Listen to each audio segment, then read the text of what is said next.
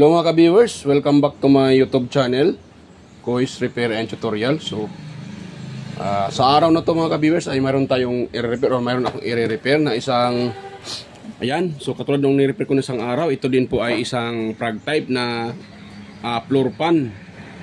Ayan, so problema pala nito mga ka-viewers, sabi ng customer ay nung una daw umiinit hanggang tuluyan ang hindi gumagana. So, nung unang step ng ginawa ko, so ginaganon ko siya kanina, ayan o. Malambot naman yung kanyang pinaka, ayan, malambot naman yung pinaka LC. Pero hindi tayo sigurado kung kahit malambot yan, baka pag for example mayroon niyang kalog, so masisira talaga yung pinaka thermal fuse nito. Kung mayroon pang thermal fuse, sa tingin ko na-repair na to eh. So ayan mga ka-viewers, bago pa tayo mag-start, so kung bago lang kayo sa aking channel at kayo po ay napadaan lang, so huwag niyo pong kalimutang mag-like, mag-share at higit sa lahat, paki-subscribe na rin mga ka-viewers at pakipindot yung bell button dyan sa taas. Pakilagay sa all para updated kayo palagi or manotify kayo sa mga video tuwing ako'y nag-upload.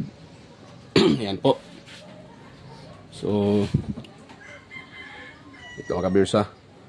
So ang gawin lang natin dyan ay i-open natin yan para makita natin kung anong problema talaga.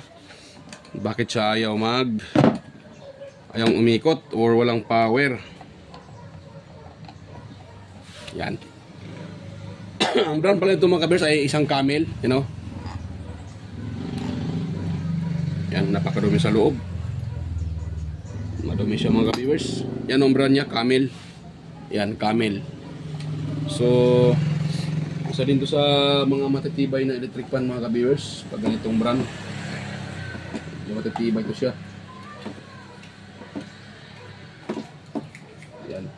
So baba ko lang yung kanyang pinaka-cover. Yun. So ganun na mga ka-viewers.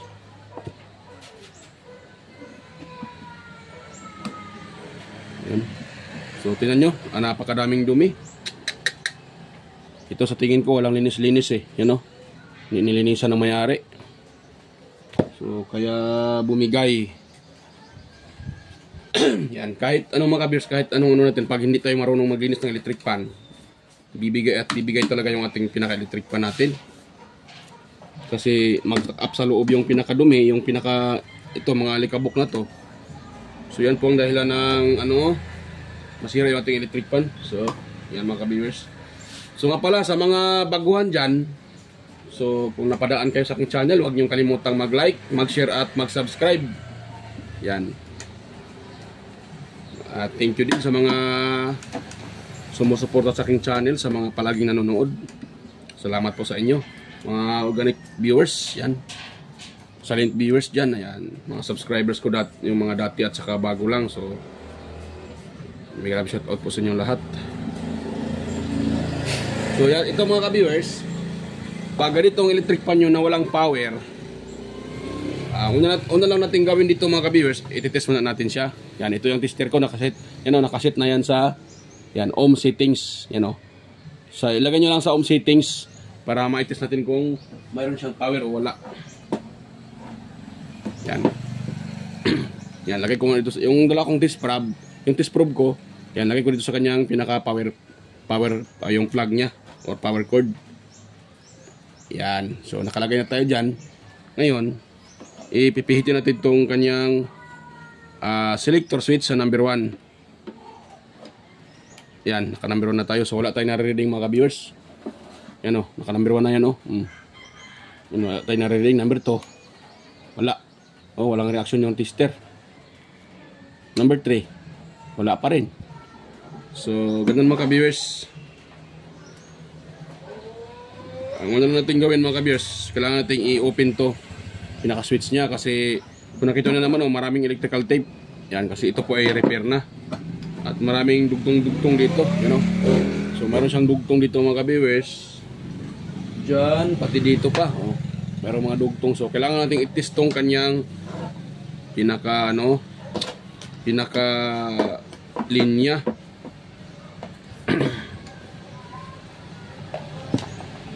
Yan, open na natin siya mga ka-viewers para ma-test natin siya.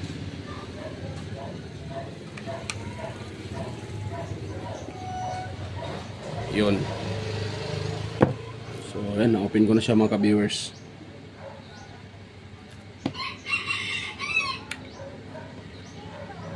Siya walang power.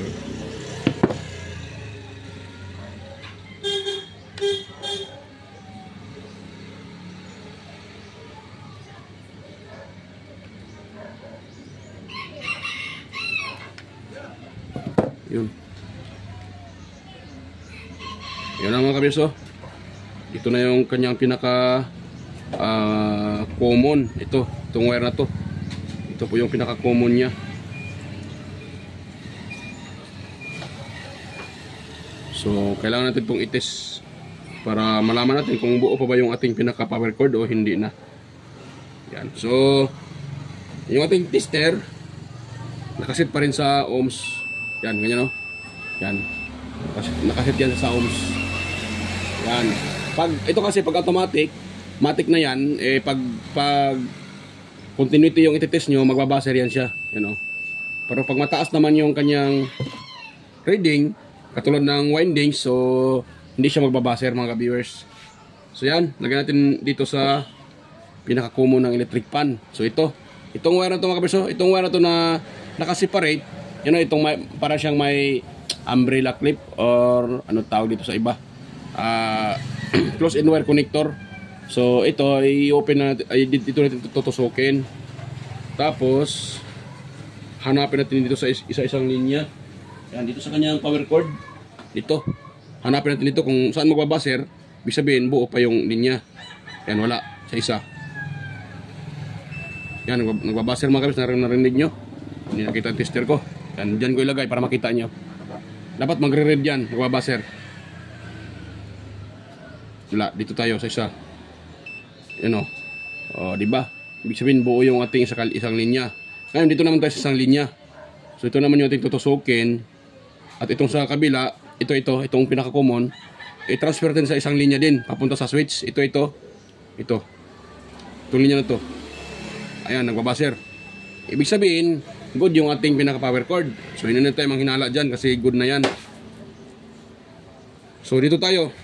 Itong tatlong speed mga kabiyers, test natin to. At unang-una, lagay muna natin sa pinaka-common yung ating test probe. Yan, nanonood natin sa mga kabiyers sa pinaka-common. Tapos, itong tatlong wire na to, itong sa speed niya 1, 2, 3, tutusukin natin. Ito. So walang reaction mga kabiyers, oh. So walang reaction. Tapos dito din tayo sa yellow. Ayun, wala pa rin mga kabiyers, walang reaction yung ating tester. Pero pag itong tatlong wire na to, pag tanggalin natin sa common, itong tatlong wire na to, kahit saan dyan, itatap natin. Pag magkakaroon ng reading dyan, ibig sabihin, buo yung pinaka-windings nyan. Basta wag lang mag-short, wag lang 0-0 yung reading. Wait lang ha, test natin ito. Itong yellow, at saka gray. Hirap pa. Yan o. Yan. Pati dito. O, di ba nakita nyo, nakaka-reading tayo ng, wait lang, pawala-wala yung reading. Wala mga kabiyers, ha. Yan, 100. Ayan. Wala. 92. Yung rin siya mga kabiyers. Madumi kasi itong contact kaya wala. Yan. So dito tayo sa kabila. Yan. Meron siyang 108. Yan, 108. Ito naman sa isa. Ayun. Ang reading niya ay ayun. Klaro 180. 160. Yan. So 100 plus yung reading niya mga kabiyers. So buo yung ating pinakamotor. So maaaring ang problema nito ay thermal fuse. So ito sa tingin ko i-repair na to mga kabiyers. So hanapin ko dito. Wait lang muna mga kabiyers pala. Yan, check up pala natin tong pinaka ano niya. Check up din pala natin tong pinaka LC kung ano ba siya. Maluwag or kalog. Kasi pag ito ay kalog, so may tendency na kaya nasira yung fuse dahil kalog siya. Yan.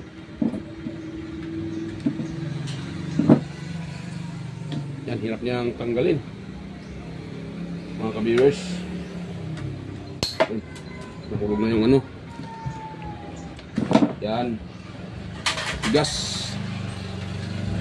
Ayun. Yun pala. Totoong ano siya mga ka-viewers, malambot siya pero kalog na yung kanyang pinaka bushing sa unahan. Kaya siguro nasira itong pinaka thermal fuse ng ating electric fan. So pakita ko sa inyo mga ka-viewers, nakalog na yung kanyang pinaka ano, nakalog na yung pinaka, ito lang nga, pakita ko sa inyo mga ka-viewers, nakalog na. So ayan mga ka-viewers, ayan naman natin to, tanggalin ko din to sa unahan, yung pinaka-cover niya para makita natin yung kanyang ano, at may repair natin ng maayos. Ay, lost thread pa tong ano niya eh, lost thread tong kanyang pinaka screw, hindi na kumapit. Ayan, ayan.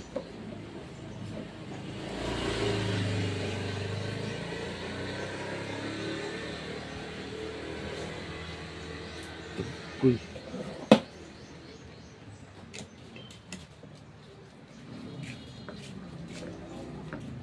Ang hirap niya mga ka-viewers i-open.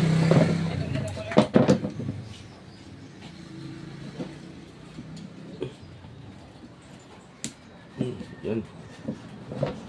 Tigas niya. Tumigas na dahil siguro ito ay uminit. So kailangan kasi natin itong i-open mga ka-viewers para maayos at ma-repair natin siya ng maayos, kasi sa gabal pag hinala natin yan ano, tanggalin.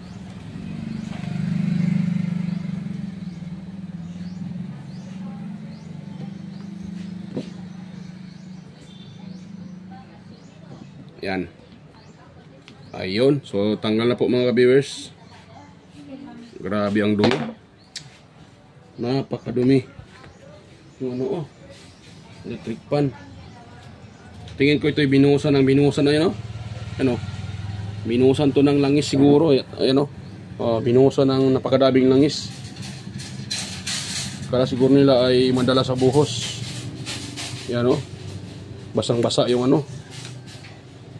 Pero kahit buhusan pa ito ng isang container na langis, pag kalog talaga yung bushing mga ka-viewers, hindi talaga yan gagana. At pag ipinipilit pang gamitin, ito na mangyayari. Dahil may thermal fuse pa ata. So bumigay yung thermal fuse dahil yung makina niyan ay uminit na. At sa kalaunan bumigay na yung pinaka thermal fuse. Kaya siya walang power. Yan. So yun mga kabisa, pakita ko sa inyo mga ka-viewers na kalog na siya, you know? Yung pag ganyan, pataas pababa, normal yan na may kalog talaga. Dapat lang talaga na may kalog pag pataas pababa. Pero yung pag ganyan, yan. Yung pag ganyan, dapat walang kalog yan. Yung pataas pababa, normal lang, dapat lang naman na may kalog siya pataas pababa. Pero yung pa dito sa side, dapat wala tayo makakalog. Pero ito, you know? Oo. Meron, kalog siya, kalog. Kaya, napakalaki yung kanyang kalog. Kaya, tingin ko, kaya ito nasira. Dahil dito, sa kalog na yung pinaka-bushing ng unahan. Yan, so, try natin yung i-open mga ka-viewers at tingnan natin sa loob kung ano siya, tawag dyan. Saan yung ano dyan sa loob. Thermal fuse. Nakabalot to eh. Yan.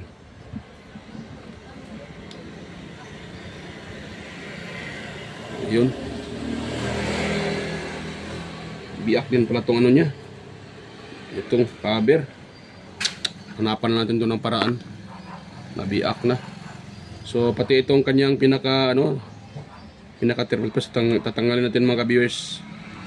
Yan, step by step tayo dito mga ka-viewers para maintindihan din ng iba sa mga bago pa lang, gustong mag-DIY o gustong matuto kung paano mag-repair ng electric fan. So ito na po, itong video na to po ay para po sa inyo at para po ay kayo ay makakuha ng ideya. So ano lang po, manood lang po kayo para po makakuha kayo ng ideya kung paano i-repair ang electric fan na walang power. So Pangalawa, paano siya i-troubleshoot?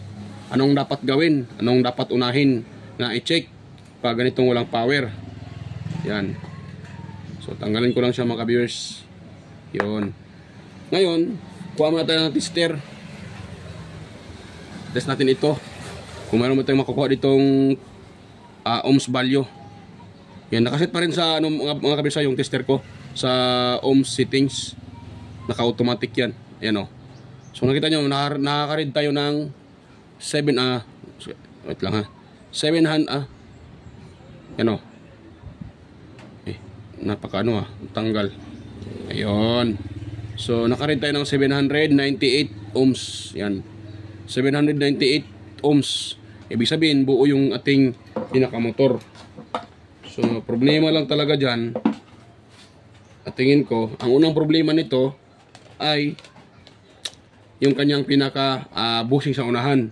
Lumuwang na, malaki na yung butas kaya lumuwang, at pag once ito ay pinaplug, titigas ito. Kaya tumpak yung sinasabi ng may-ari na titigas daw, umuugong, at yun, hindi daw makaikot, sabi ng customer. At umiinit. Kasi umiinit siya kasi hindi na hindi na maka bulyo yung ating pinaka ehe. Kaya umiinit tong motor sa kalaunan, nasasira yung kanyang pinaka thermal fuse mga ka-viewers. Yun. So tanggalin ko lang muna itong kanyang pinaka at tinan din natin itong sa loob, sa likod kung buo pa ba itong kanyang pinaka bushing din. Kasi pag buo pa yan, so sa unahan lang yung papalitan natin mga ka-viewers. Yan.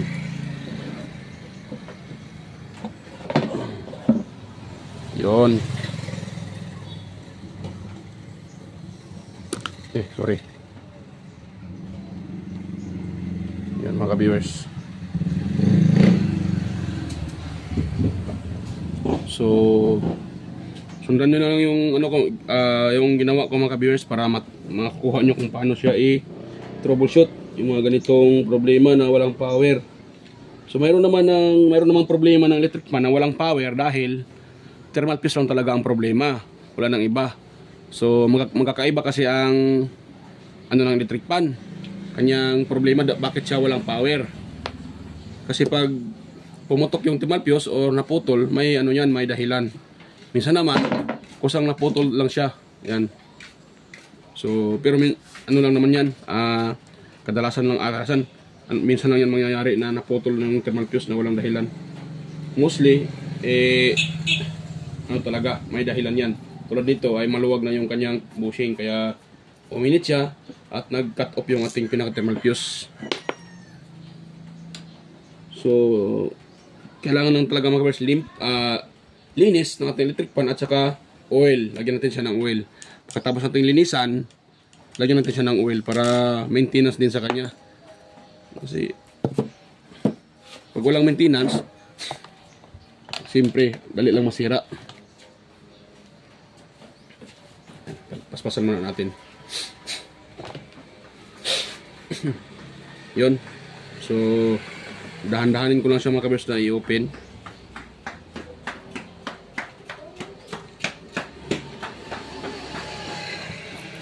Yun. Para maano natin yung niya, makina, para hindi tayo makaputol dyan. Kasi maputol yan, wala na.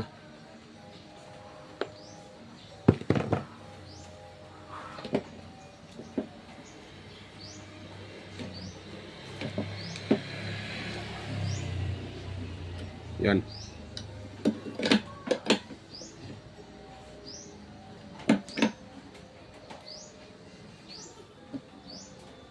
Ayun, maluwag na talaga yung sa unahan.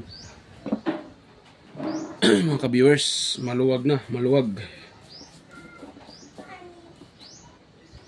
So ayun, ito yung thermal fuse na nilagay ng technician nung unang gumawa. Kaya nakita ko na yung thermal fuse mga ka-viewers. Ito na So nag-bypass din yung technician pero may fuse, ginawa sa technician. Tama din naman itong ginawa niya. Wait lang ha. Yan So ito yung fuse na nilagay niya, oh. Parang yan na yun ang fuse eh. Tapos dumaan dito dumiretso sa itong wire na to. Yan. So yung wire na yan, oh, sa tingin ko parang yan na ang fuse na nilagay niya. Yan. So ito na ang fuse niya ang nilagay niya. So ang gawin ko ngayon mga kabiyers, i-bypass ko na lang din yan. Yan, bypass ko na lang to para hindi ko na yan pakialaman. Gawin ko na lang dito, bypass na lang siya. Hanapin ko lang muna yung kanyang connection. Wait lang muna mga kabiyers, ha. So yan, putulin ko muna to. Yan. Sa pagputol mga kabiyers, dahan-dahan lang kayo sa pagputol. Baka maputol nyo yung pinaka windings na sayang. Yan.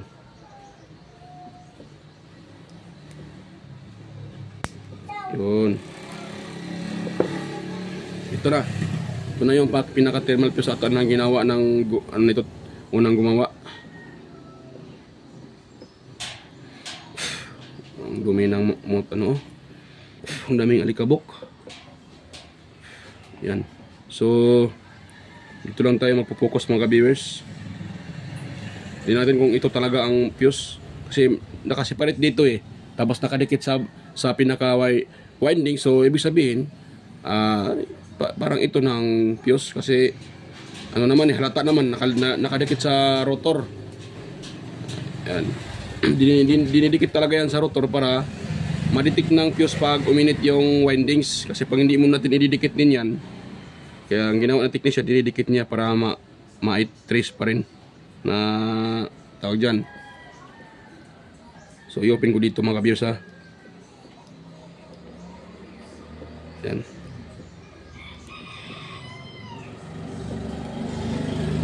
Yun.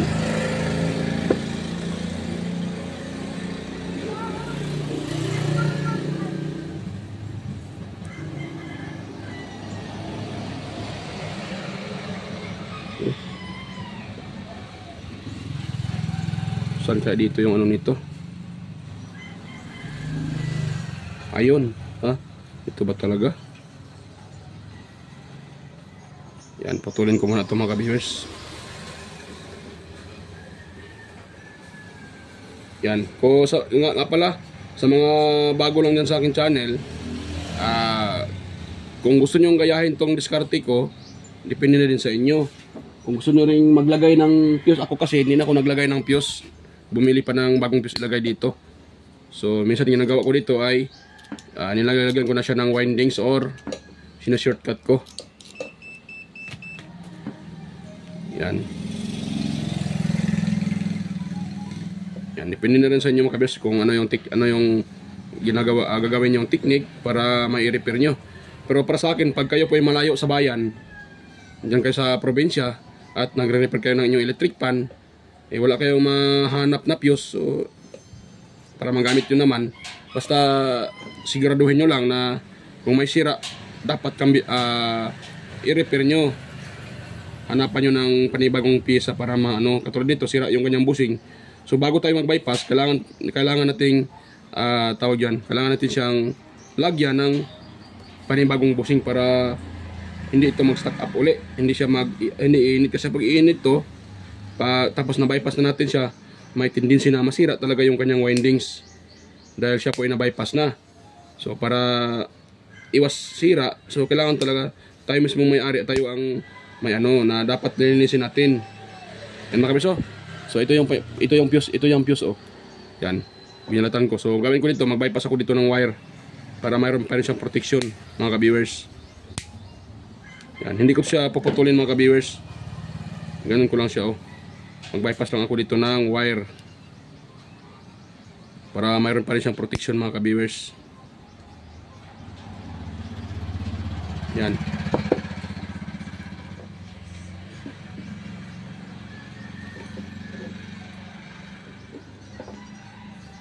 Yan ako muna to.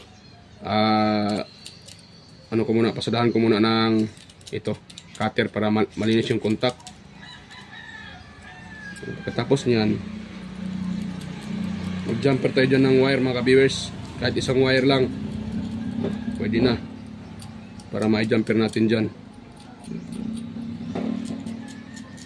Yan. Ngayon, ano ko na, ilapag ko muna yung tawag yan, motor. At kuha muna ako ng wire mga ka-viewers na pang ano dyan, pang jumper. Dahil kailangan natin jumperan yan para gagana yan uli.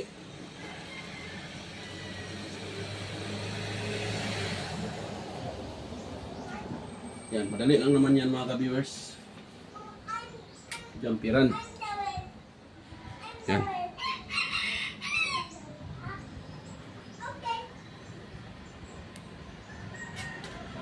Yan, kuha lang tayo ng wire na pang jumper dyan mga ka-viewers.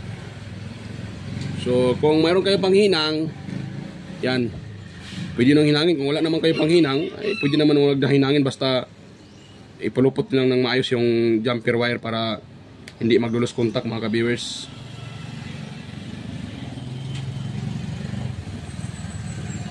Kasi hindi naman porket walang panghinang, hindi tayo makaka-repair. Depende pa rin yan sa ating diskarte. Kung wala tayong panghinang, kung hindi lang naman putol yung wire sa windings, so hindi na kailangan ng panghinang. Pero kung sakaling putol yung yung wire ng windings ng electric pan, so kailangan nyo talaga ng panghinang kasi hindi nyo naman pwedeng ipulupot yan pag windings na yung may problema. Dapat talaga may hinang.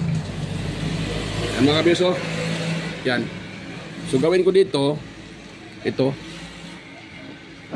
pulupot ko lang tong wire na to dito. Yan, pulupot ko yan dyan.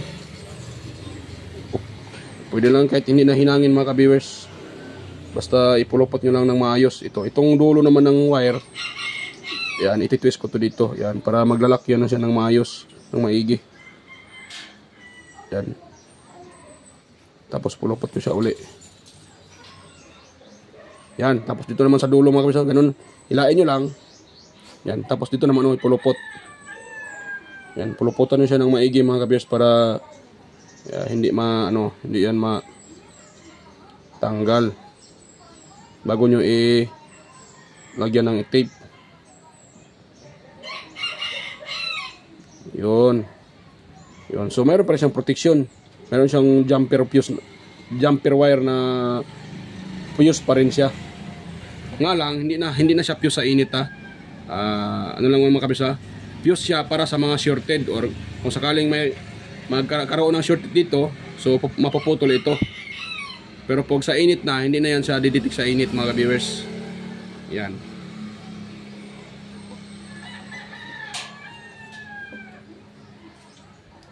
Yan. So itong dulo naman niya, dito ko itatap ko siya ulit dito. Yan, itatap ko lang siya dito ulit mga viewers. Itong dulo. Ganun ko lang siya oh. Lang ha. Yan. Yan mga ka-viewers oh. So ganun lang mga ka-viewers. Ganun lang ang paglagay ng jumper wire para gumana yung ating electric pan at sa the same time mayroon pa rin siyang protection. Yan. So yan mga ka-viewers, babalutin lang natin siya ng babalutin ko lang to pala ng mga ka-viewers ng electrical tape. Kuha muna ako ng electrical tape para ibabalot natin dyan. Kahit hindi na yan sa idikit sa windings, okay lang. Kasi hindi naman yan yung fuse na thermal. Yung thermal kasi kailangan nating idikit sa windings para magkakaroon siya ng mga viewers. So yan, hindi na kailangan idikit natin sa windings yan. Kahit kahit wag na idikit sa windings, pwede lang.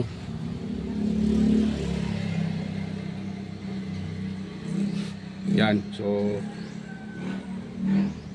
yan ko lang siya makabirsa. Lagyan ko lang siya ng yata klaro. Yan. Lagyan ko lang siya ng electrical tape. Para hindi magkakaroon ng ground.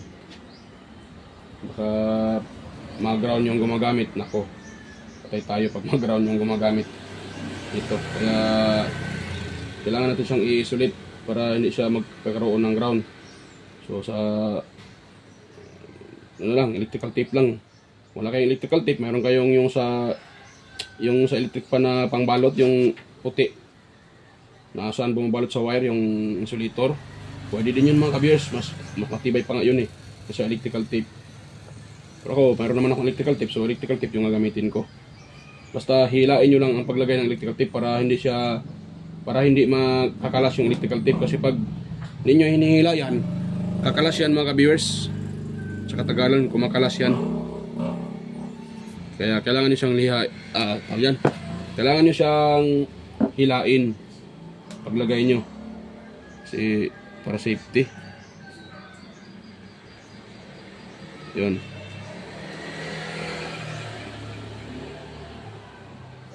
Pwede din mga kabers, kung gusto nyo i-shortcut, pwede din i-shortcut. Huwag yan lagyan ng fuse wire. Pero sa akin kasi, and then pwede din lagyan ng fuse wire para kung may shorted, mapuputo lang din yung wire. So mayroon pa rin siyang protection. Kung gusto nyo naman na i-shortcut na lang, huwag na lang lagyan ng yung fuse wire. Pwede lang din naman mga kabers. Basta ang kailangan lang dyan, alaga sa langis at sa linis. Yan.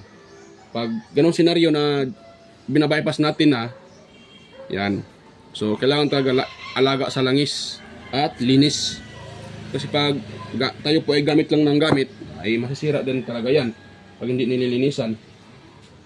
Yun kasi ang sikreto ng electric pan, dapat malinis para hindi siya mag-stack up mga ka-viewers. Naubusan pa ako ng naubusan ako ng mga ka-viewers, cable tie. So naubusan ako ng cable tie mga ka-viewers. Yan.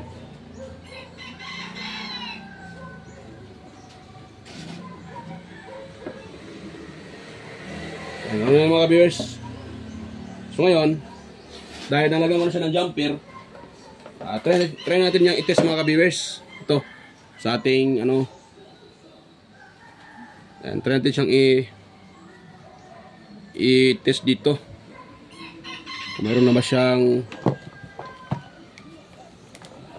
tayo makukuha dyan na ohms value. Yan. So nakaset pa rin sa ohms yung aking tester or BOM. Yan Ngayon, ipihitin ko itong niya. Yan. Okay. Wala pa rin siya mga ka-viewers. Wala. Ayan, mayroon na mga ka-viewers.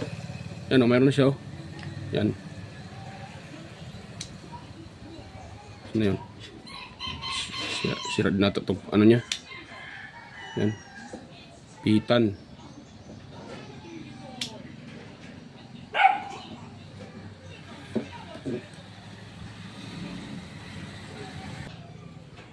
So yan mga ka-viewers, palitan ko muna ng bushing itong sa unahan. So hindi ko na maipakita sa inyo kasi mayroon naman akong ibang mga video dyan kung paano magpalit ng bushing. So yan. So hindi ko na ipakita sa inyo ang pagpalit nito para hindi nahaba itong video natin. So mayroon naman akong mga video dyan mga ka-viewers kung paano magpalit ng bushing. So puntahan nyo na lang po yung mga video kung paano magpalit ng bushing. So pakita ko lang sa inyo pagtapos ko na itong mapalitan ng bushing. So stay tuned lang mga ka-viewers. Ayan. So yan mga ka-viewers, tapos ko nang tapos ko nang malagyan ng tawag dyan bushing. Yan. So ito yung sirang bushing. So yan po ang sirang bushing. Ay magpupusa. Yan. So ito po yung sirang bushing. Yan po. At yun po ang ipinalit natin. Yan. So okay na yan mga ka-viewers, pati dito sa likod. Okay na rin dito sa likuran. Yan. Kasi wala namang sira sa likuran. Nga pala mga ka-viewers, nung kanina pala bumalik dito yung customer, nag-request sa akin kung pwede ko ba daw palitan yung wirings. Kasi di ba ito kanina yung wirings ng electric pan. Ito. Yan, pangit na kasi tingnan. So yan yung wirings niya. So pangit tingnan yung mga wirings. Ang ginawa, gusto ng may-ari kung pwede ko daw palitan ng walang dugtong-dugtong. Sabi ko, sige po, palitan na lang natin yan. So, ang ginawa ko mga ka-viewers, ito na siya. Yan. Winiringan ko balik dito, yung problema, hindi ko na videohan kanina. So, nakalimutan kong videohan. Naalala ko pala na hindi ko pala na-on itong aking cellphone. Salitang-salita ako, hindi ko pala na-on. So wala na. Tapos ko na siyang manuan, nakita ko tapos ko na siyang tawag diyan. Tapos ko nang mawiringan. So iniringan ko lang dito mga kabers, hindi ko na nakalimutan ko kasing i-on yung kanina. So nag-request kasi yung may-ari na itong kanyang wire ay palitan kasi ano na. So marami siyang electrical tape. Kung nakita nyo yan, no? Oh, napakaraming electrical tape. So ito po yung kanyang wirings. So ito na yung ipinalit ko. So nag-wirings ako dito ng panibago. Yan. At saka yung fuse kanina dito, ayan, naka-short pa rin yan, naka-short pa rin yung fuse. Hindi pa rin ako nalagay ng fuse diyan mga ka-viewers. Yan. So yan ang ginagawa ko. Yan na mga ka-viewers. Salpak natin to. Para rin na tayo matagalan dito. At matapos na po tayo dito mga ka-viewers. Yan.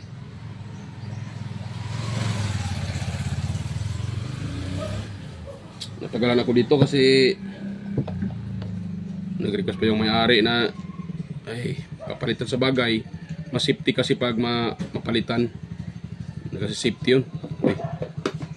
Ito. Wait lang mga ka-viewers ha. Isalpak ko na lang yan. Balikan ko na lang kayo pag naisalpak ko na yan. Madali lang naman ang pagsalpak yan, pagsauli. Kung paano yung tinanggal, ganoon din ang pagsauli. So yan, stay tuned lang uli mga kabis. I-assemble ko muna yan, balikan ko na lang kayo pag na-assemble ko na.